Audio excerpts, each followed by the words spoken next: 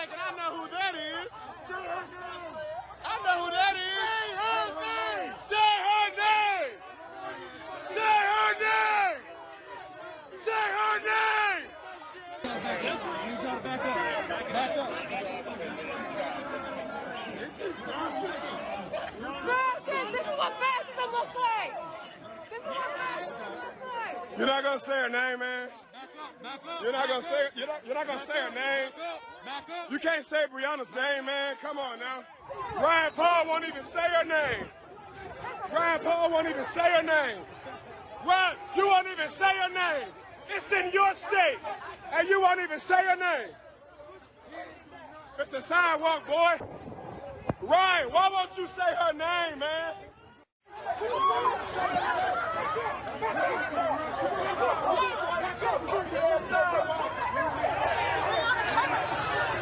You can tell that man behind the mask is Rand Paul. A bunch of protesters descending on the Kentucky senator and his wife Kelly as they left the president's RNC speech from the White House. Actually, it was a longer trip than that. He joins us right now for his first live interview since that confrontation. Senator, good morning. That looked scary. Yeah, you know, my wife and I, it was horrific. You know, we had two women with us who were friends of ours. We had looked out, you know, we came out of the speech at the White House.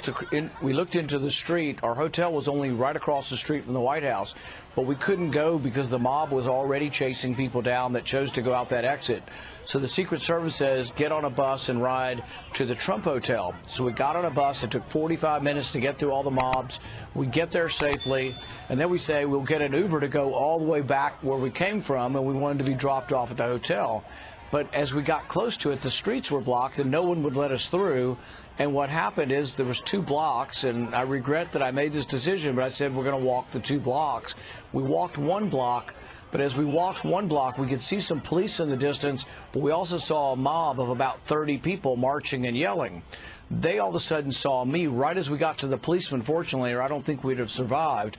We got to the policeman, and the policeman I don't think recognized me, and as they came closer, they were shouting my name, and the crowd doubled to 60, and then it doubled again to 120. And as they were surrounding us, and it got closer and closer, and everybody kept pushing back, the policemen were forming a barricade with their bodies. I whispered to the policeman, they know who I am. You've got to get reinforcements. It's going to get worse. He called for reinforcements, but we didn't get any reinforcements. We waited, but the crowd was getting bigger and bigger and pushing in. They were yelling threats. They were trying to push the police over to get to me. They were grabbing at us. And it got worse and worse and worse. And then finally we decided to make a move. I said, we've got to move. If there's not going to be reinforcements, we have to try to get to the hotel, which was another block. And they were shouting threats, you know, to us, to kill us, to hurt us. But they're also shouting, say her name, Breonna Taylor. And it's like, you couldn't reason with this mob, but I'm actually the author of the Breonna Taylor law to end no-knock raids. So the irony is lost on these idiots that they're trying to kill the person who's actually trying to get rid of no-knock raids. And they were shouting and screaming and just, really, these people were unhinged. But I can't tell you how, I'm not sure we would have made it. So as we're walking, sort of surrounded by the police, they're attempting to push the police over to get to me. So at one point, they push a policeman backwards. He stumbles, and he's trying to catch his balance, and I catch the back of his flak jacket to stabilize him and, you know, make sure that he's okay, because he's our defense. I mean, if he's down, the mob's loose on us. And you've seen the pictures of what they do to you. If the police are not there, if you defund the police, if we become Portland, if America becomes Portland, what's going to happen is people are going to be pummeled and kicked in the head and left senseless on the curb. That would have happened to us. I promise you, had we not had the D.C. police to support us, I mean, we are thankful that we have police, and we've got to wake up. We can't have the whole country. We can't have Joe Biden rule the country and have no police. I mean, we can't walk down the street in D.C. safely now. That's how bad it is. I saw one police officer was actually using his bicycle to try to keep the crowd back. He fell into you. You almost stumbled and fell down. You and your wife are both okay, right? We are. We were unharmed, but, you know, It's still going on this morning. There's still mobs in the street, blocking the streets. And I know it sounds like over the top to say that people are from out of town, but I think we're going to find out that these people are hired and from out of town. Specifically in our case, I believe there are going to be people who were involved with the attack on us that actually were paid to come here, are not from Washington, D.C., and are sort of paid to be anarchists. Yeah. This is disturbing because really if you're inciting a riot, that's a crime. But if you're paying someone to incite a riot, that person needs to go to jail as well. But we can't live this way. It's getting worse and worse. You know, I like being free to be able to walk out and go for a walk in the park. We cannot go outside now. It's become so dangerous for us. And I don't hear Joe Biden or Kamala Harris saying one thing about the violence. Yeah. This mob is their voters. This is the new Democrat Party. And if we don't resist this, the United States is going to become Portland. We're going to become Chicago. All of these failed cities Democrats have run, the president said it in his speech. If we allow them to take over the White House, we are going to become Portland. The country will be on fire.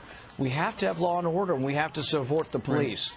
You know, I can't say that strong enough. Senator, some of the papers today are reporting that what was being yelled at you was, as you said, say her name, Breonna Taylor. You know, you said there were obscenities. I would not like you to repeat those, but you said there were threats.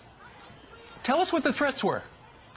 Well, the threats were to F you up, to kill you. The threats were if they could get hold of you, and I truly believe this with every fiber of my being, had they gotten at us, they would have gotten us to the ground. We might not have been killed. We might just have been injured by being kicked in the head or kicked in the stomach until we were senseless. You've seen the pictures. Most of the networks will not show the pictures of this. This is happening in all of our cities. It's got to stop.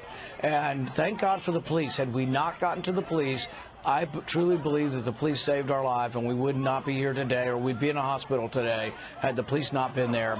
And I'd like to thank them if they're watching this. We thanked them last night, but it was still a melee. They were still trying to get people, away from us. Even in the hotel, people were following us into the hotel. Well, let me ask you this as an exit question. Given the fact that you said that these people are still on the streets, protesters are still on the streets, and we heard from Griff Jenkins about a half an hour ago that apparently a number of the businesses in Washington, D.C. are boarded up because they're worried about trouble going forward. Does a prominent Republican like yourself, somebody who is very recognizable, need to have security to simply walk on the streets of Washington, D.C. or major cities in America? Probably yes, from now on. I don't feel it at home. At home, people are so friendly. I can go to the grocery store, and I want to live, the life of a normal person where I go to the grocery store and buy groceries or stop at the Minute Mart. And at home, I do feel that.